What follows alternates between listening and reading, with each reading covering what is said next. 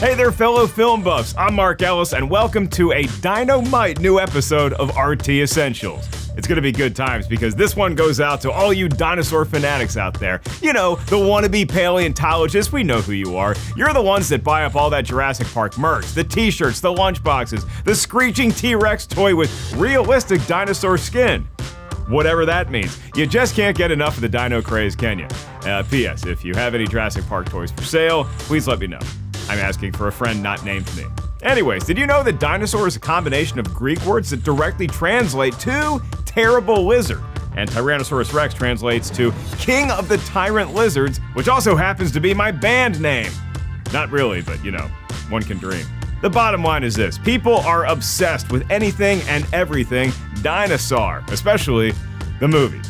And today, we're shining a light on the films that feature our favorite prehistoric reptilian tyrants, heroes. These are the best dinosaur movies. The Land Before Time. Who are you? Huh? My name Petrie.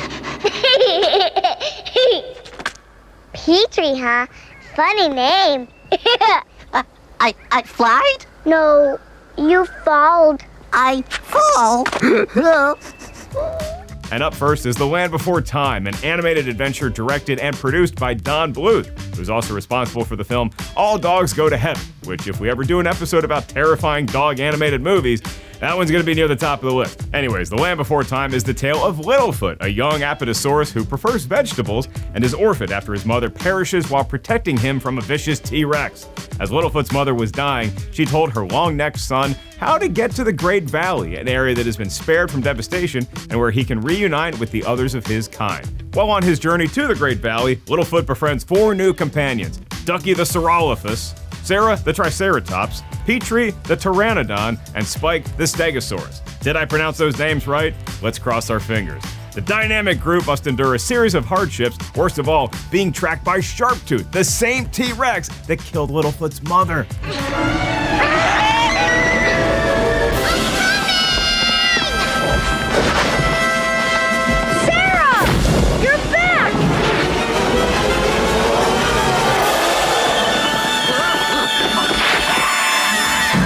Now, I'll admit this film's timeline a little suspect. Some of the species that interact throughout the movie are in reality separated by up to 80 million years of evolutionary time, meaning they weren't even close to ever coexisting. So let me put this in perspective. There's less time between a human and a T-Rex than there is a T-Rex like Sharptooth and a Stegosaurus like Spike. And though we've all wept over Littlefoot's tragic loss of his mother, research has shown that sauropods most likely laid their eggs and left them, which means that Littlefoot would have never even known his mother. But despite the film's adultish themes and heartbreaking content, it's still made for the kiddos, so I think we can put aside the scientific inaccuracies for the sake of fun. No need to get all Jack Horner on it. He's the world's most famous paleontologist, not to be confused with James Horner, who actually composed the music for The Land Before Time, and it all comes together. Those two are not related. Dinosaur.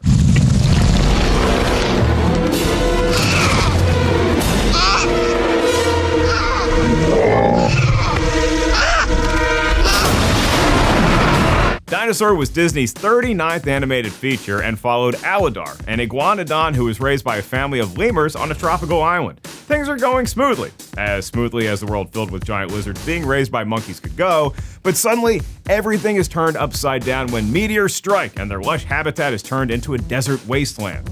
Aladar must team up with a herd of other herbivores and journey to the nesting ground, where water and vegetation are plentiful. But pesky carnivores like the Carnotaurus are always close behind, and Aladar and his friends must watch their backs or else find themselves on the menu. I'm sinking! I'm joining! Hang on!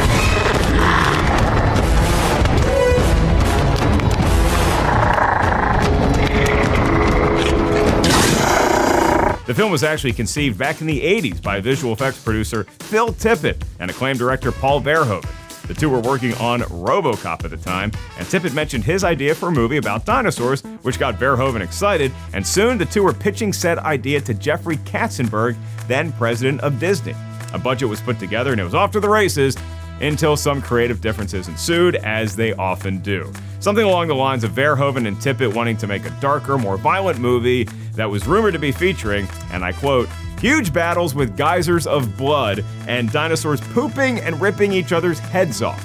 not exactly what fans of The Little Mermaid and Bambi would have expected to see, so Tippett and Verhoeven departed from the project, and after years of development hell, the film was finally greenlit by then Disney CEO Michael Eisner, and animation officially began in 1997, unfortunately without the dino droppings and/or severed heads. Dinosaur was released in May of 2000 and became the 5th highest grossing film of the year. Additionally, it was praised for its spectacular visuals and vocal performances. The Good Dinosaur.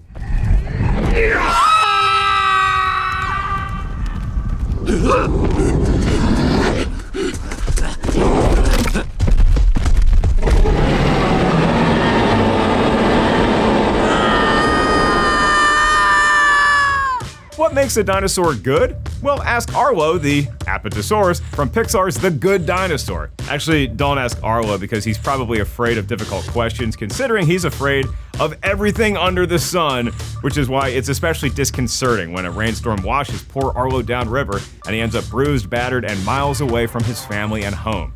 But when Arlo meets and befriends a small Neanderthal boy named Spot, the unlikely duo embark on an epic adventure to reunite Arlo with his family. I can say with complete confidence that Arlo is in fact a good dinosaur, unlike that bad dinosaur Sharptooth from The Land Before Time. Yeah, that's right, I called out Sharptooth. What's he gonna do, tweet at me? I got a real bone to pick with you. Hashtag Dino Dad jokes. The Good Dinosaur was directed by Peter Sohn and featured the voice talents of Jeffrey Wright, Steve Zahn, Anna Paquin, and many others.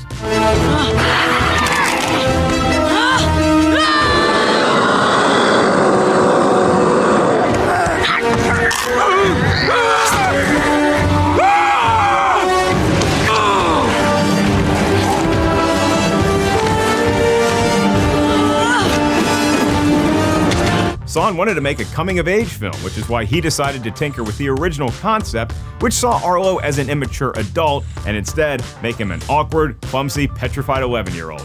Sohn has also stated that though the film's title is simple, it has a lot more meaning than it seems to. That's all well and good, but really I'm still PO'd at Sharptooth. The Good Dinosaur received generally positive reviews, with The Atlantic writing that it breaks new ground for Pixar, in that it's the studio's first feature that is explicitly and pretty much exclusively a kids' movie. NPR even likened the animation to Thomas Hill paintings in panoramic widescreen. Some critics did complain that the storytelling wasn't up to Pixar standards, but they're just dinosaur losers. I'll be here all week, unless they fire me. King Kong.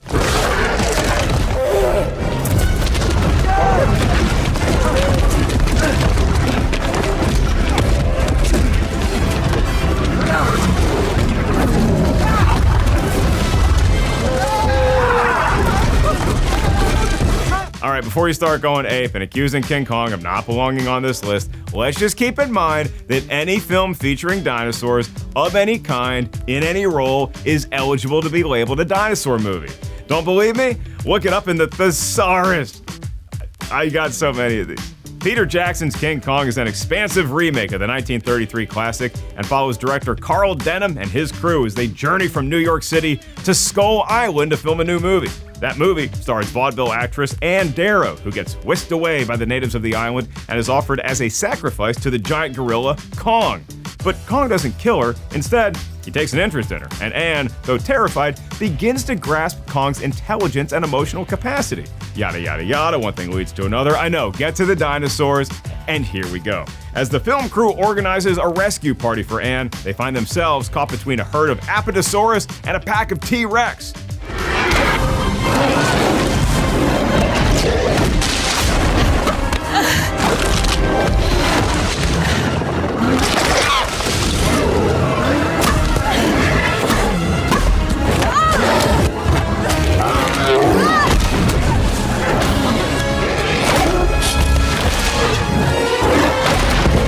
All right, now let me take a second to clarify something, since I'm dealing with some real dinosaur connoisseurs here. They aren't actually supposed to be a T-Rex in the film. They're actually called what is known as a Vistatosaurus rex, a fictional evolved descendant of the T-Rex, and they're found exclusively, if you act now, on Skull Island. Jackson was very deliberate about making this distinction.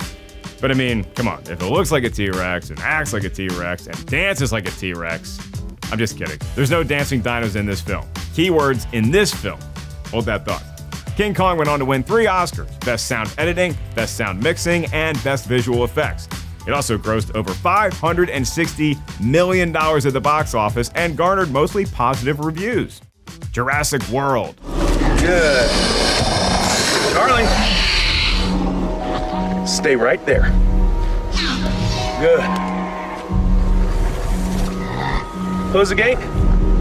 Are you crazy? Hey, just trust me. Close the gate.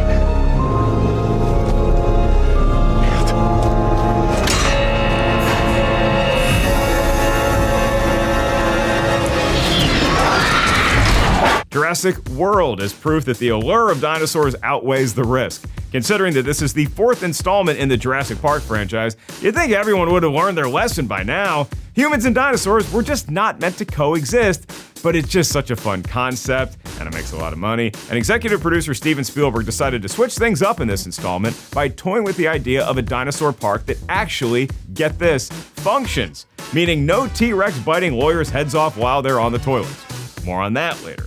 The Jurassic World Luxury Resort is located off the coast of Costa Rica, and it provides a habitat for an array of genetically engineered dinosaurs, notably the vicious and intelligent Indominus Rex.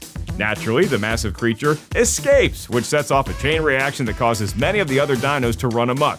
Now, a former military man and animal expert must utilize their special set of skills to save the park's tourists from an all-out prehistoric assault. What was that thing I said about being a functioning dinosaur park? They had a Jimmy Buffett's Margaritaville there. Once again, for my connoisseurs, the Indominus Rex is a fictional dinosaur that was created for this film.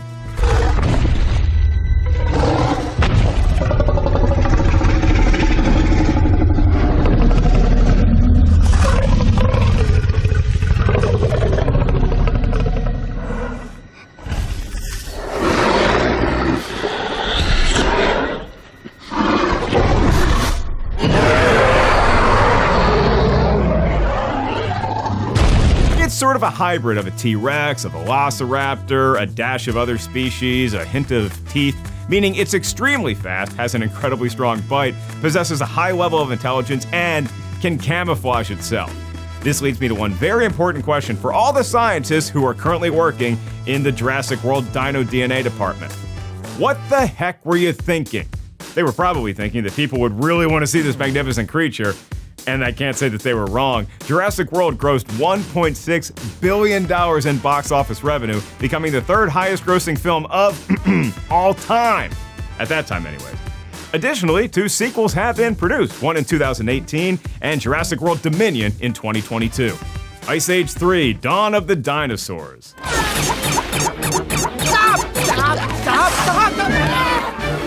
No! Hold on, little Johnny! I'm trying! Ice Age: Dawn of the Dinosaurs is the 3rd installment in the popular Ice Age film series and follows our favorite animated sloth, Sid, who just can't seem to stay out of trouble. This time, he's really done it. He's stolen the eggs of a female Tyrannosaurus who in turn takes Sid and her newly hatched dino babies underground. So now, Manny, the woolly mammoth, Diego, the saber-toothed tiger, and the rest of their prehistoric crew must enter the mysterious and dangerous underworld to rescue their silly sloth friend. The film featured the voice talents of Ray Romano, John Leguizamo, and Queen Latifah, and was directed by Carlos Saldana. Now I know what you're thinking. Woolly mammoths and T-Rex, they never even came close to sharing time and space on this planet. But guess what? Sloths don't really talk. Did you know that? And magical underworlds filled with lush vegetation and thriving Jurassic beasts would never manage to actually exist under a frozen tundra like it does in the film. Bring it on, you chicken-headed freaks!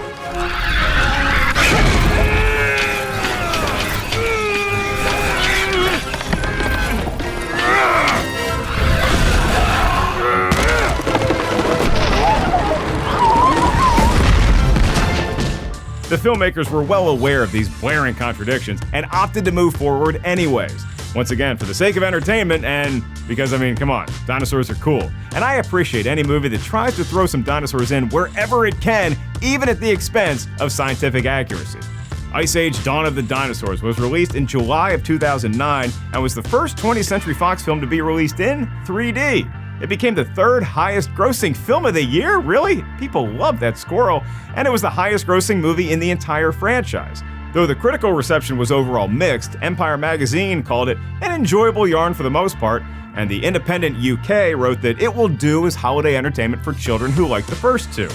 Not exactly rave reviews, but hey, that animation, pretty fantastic. We're back, A Dinosaur Story. New York City, you moron! Hi, my name's Dweeb.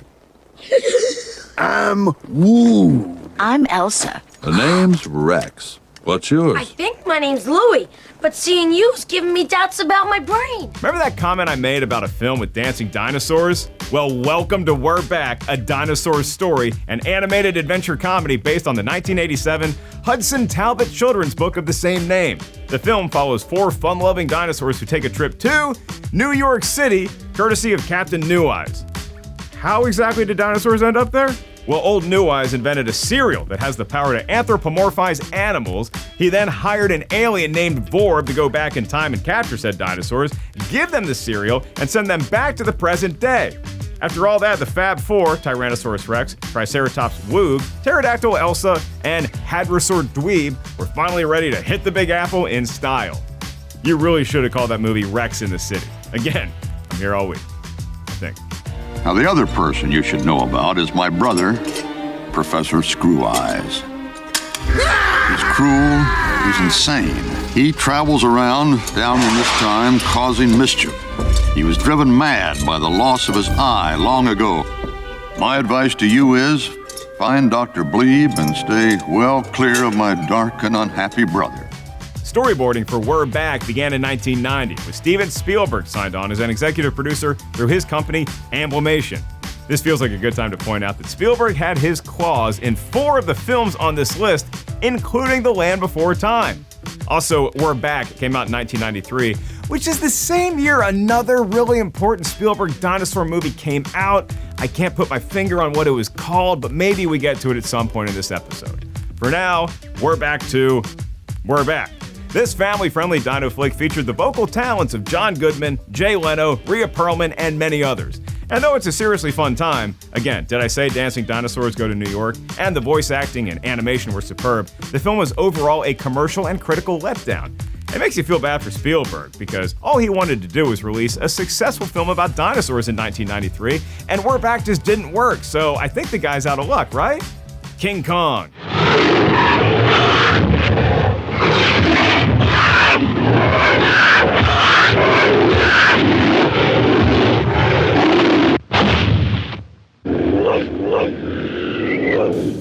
Next up is the original King Kong, released in March of 1933.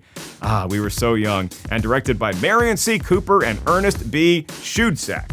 This film was truly a game changer in more ways than we have time to discuss, but notably the pioneering special effects by Willis O'Brien, which became the industry standard following this movie's release. O'Brien brought Kong and the numerous prehistoric creatures inhabiting Skull Island to life using models, stop-motion animation, traveling mats, and miniature rear projections. All of these tactics were painstakingly difficult at the time, despite how they may appear to us now, almost 90 years later. The iconic fight scene between Kong and the T-Rex took over 7 weeks to be completed. It combined live actors and stop motion, plus actress Fay Wray, who plays the protagonist Anne, had to spend 22 hours sitting in a fake tree acting out her observation and reaction of the Dino-Gorilla duel.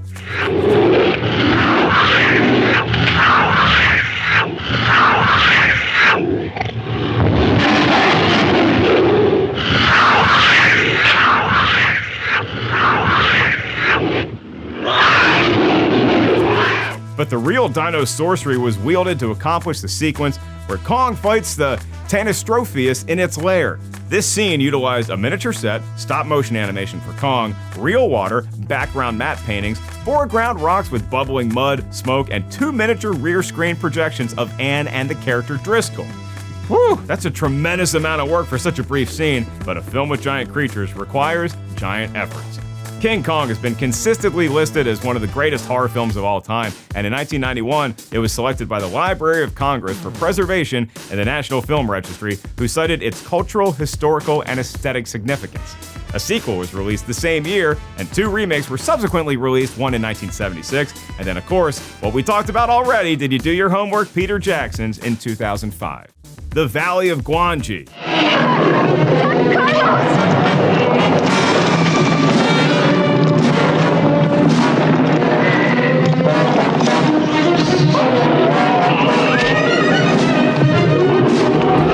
The Valley of Gwangi is a fantasy western directed by Jim O'Connelly and produced by Charles H. Schneer and Ray Harryhausen. It's the story of a Wild West showman who, along with his cowboys, finds dinosaurs near a Mexican town and puts them on display, getting Kong vibes, which isn't surprising because the story of Gwangi was originally conceived by Willis O'Brien, the King Kong special effects wizard I was just raving about. O'Brien was inspired by Sir Arthur Conan Doyle's book, The Lost World, and of course, weaved in elements of the King Kong plot. You know, the whole capturing giant prehistoric creatures and bringing them to civilization for financial gain scheme. That old racket.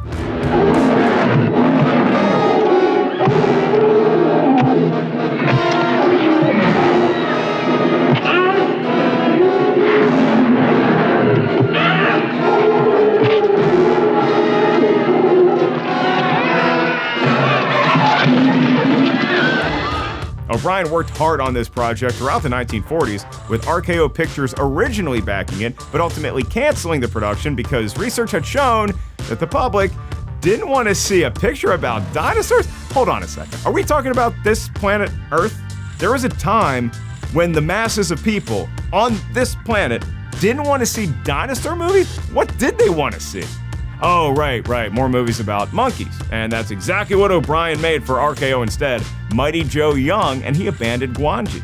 It wasn't until the late 60s that O'Brien's protege, Ray Harryhausen, decided to revive the story of Gwangi, buying the rights from O'Brien's widow. Yes, sadly O'Brien didn't live to see his baby come to life, not unlike the dinosaurs themselves, who didn't live to see their time in the spotlight either. The Valley of Gwangi received generally positive reviews, with most of the praise focused on the special effects. Jurassic Park.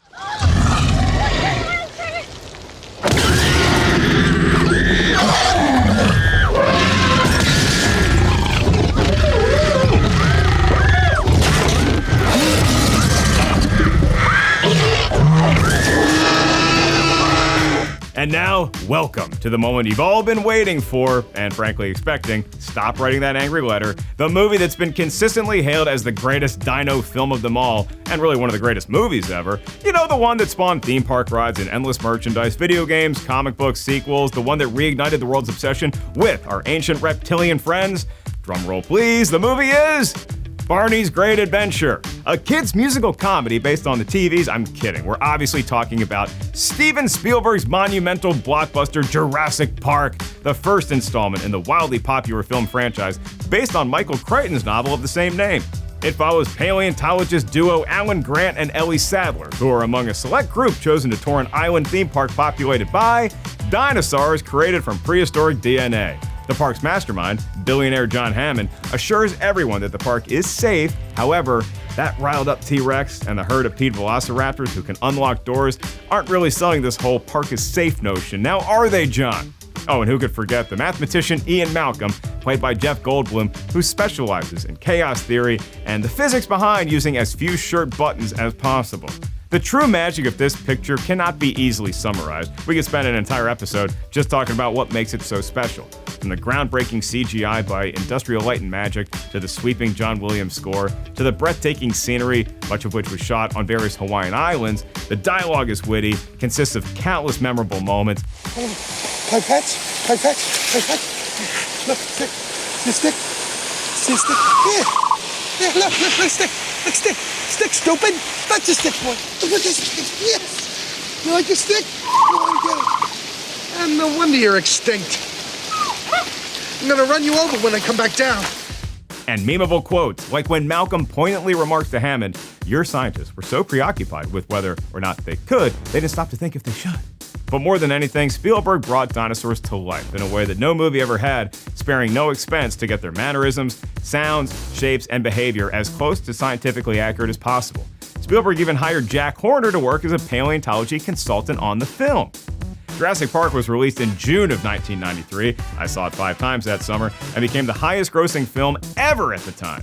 Additionally, it won 3 Academy Awards and received unanimous praise from both audiences and critics. And there you have it, our selections for the best dinosaur movies ever. I know you're all especially passionate about this particular subject, unlike audiences in the 40s, so if we missed a film that you think deserved to be on this list, don't go calling the Triceratops.